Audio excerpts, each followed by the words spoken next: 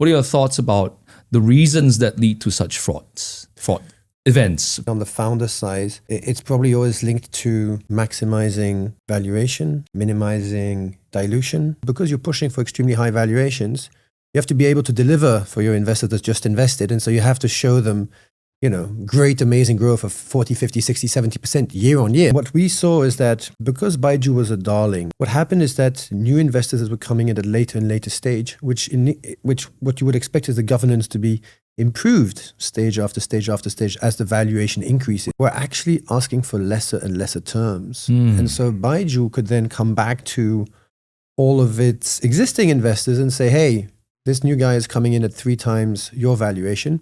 Either you're out or you agree to these lesser terms.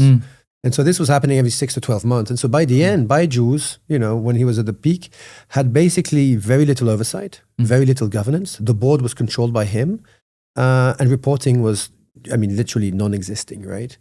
And so I think investors actually helped fuel the issues that were created. And so what's happening is that for existing investors, it's really hard to push extremely hard on a founder when he's delivering 2x every year. Because the guy's going to say, hey, what are you complaining about? I've done amazing by you, right? It's also no different in large companies where they do really well and there's no push to modernize. And so that's why sometimes it makes it easier for the founders or their teams to actually be able to perpetuate these cases. So you've got something there about the moral hazard and the agent principal misalignment between founder, board, investors.